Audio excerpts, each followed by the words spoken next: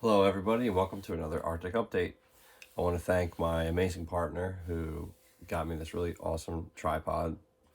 So, should be no more shaky camera. And I wanted to start everything off really quick by announcing, if anyone hasn't heard, that El Nino has officially begun.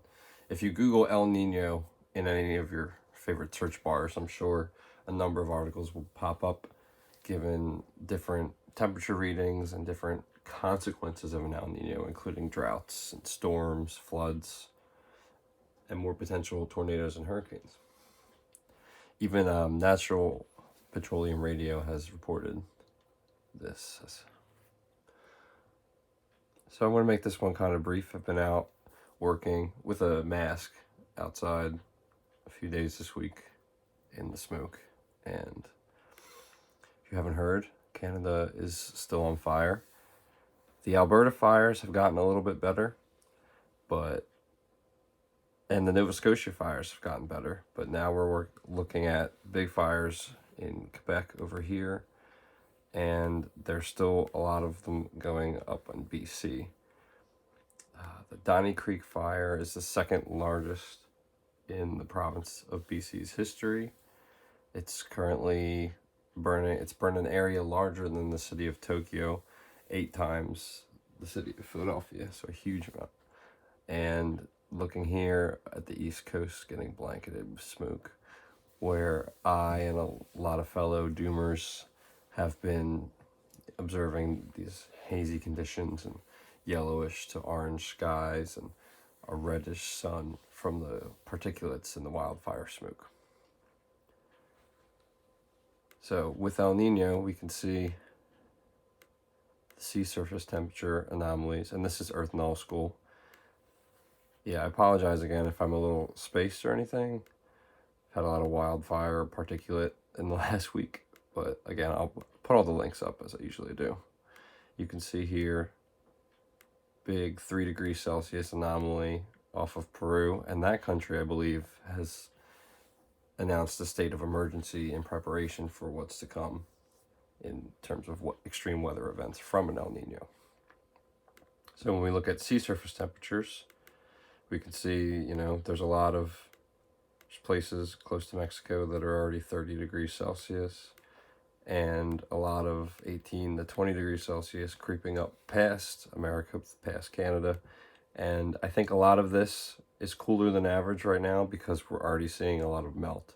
So we're going to see a contrast of an influx of heat from the Atlantic going up into the Arctic. As you can see, parts of the coast of Scandinavia and Norway all the way up to the top are 5 Celsius.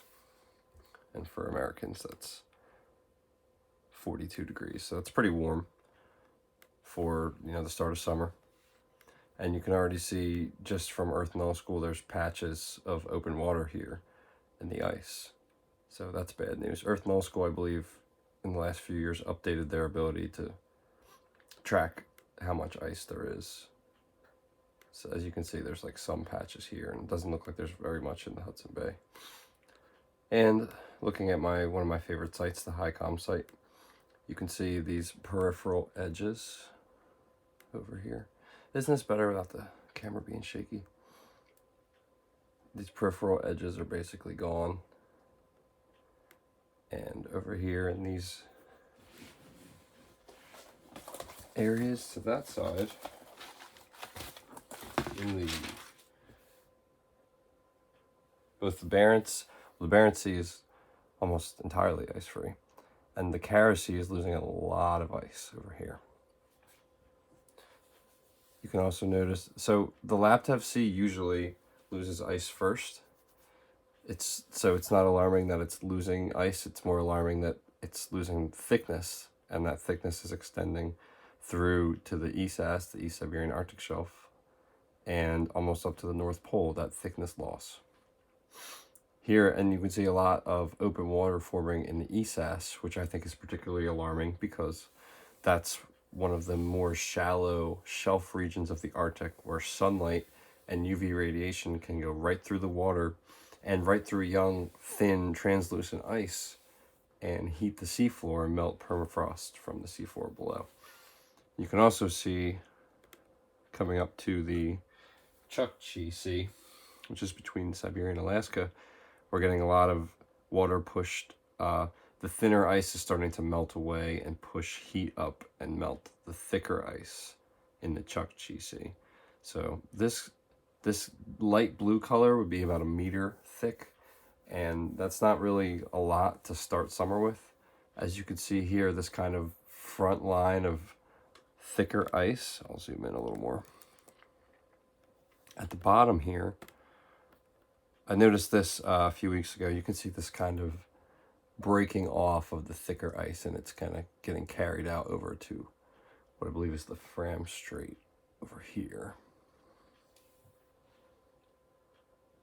No, I'm sorry, that's the other side. That's the Baffin Bay. Apologies.